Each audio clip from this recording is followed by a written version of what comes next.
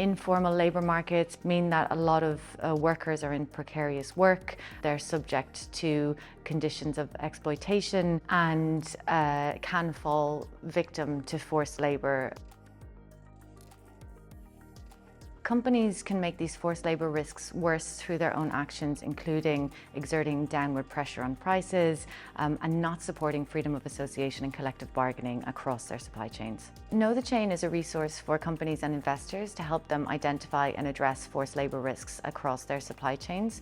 We were founded in 2016 and have been benchmarking companies for the past 9 years in 3 high-risk sectors, so ICT, food and beverage, and apparel and footwear. We benchmark companies according to a methodology that's aligned with the UN guiding principles in how companies are identifying, mitigating, addressing and remedying forced labour risks in their supply chains. The benchmark is useful for companies and investors because it highlights good practice and bad practice. This will be important as a new wave of due diligence requirements and sustainability reporting requirements come into play.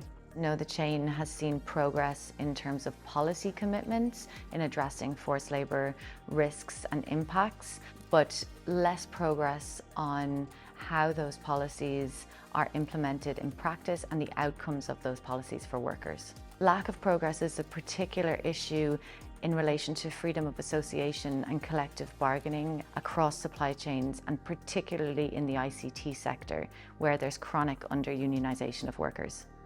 This is an important moment in our strategy as we continue to evolve the benchmark methodology. We're now including first-hand worker testimony to put worker voices at the forefront of our work. So we're not reliant on company disclosure alone in understanding how forced labour risks are being addressed. Working with and through local partners and stakeholders allows us to combine the work and the research that we do with the local context and expertise on the ground to develop really strong and rigorous research outputs. We're really excited to be launching the latest iteration of the ICT benchmark, which will deep dive into Taiwan as a strategic sourcing location in the electronics sector.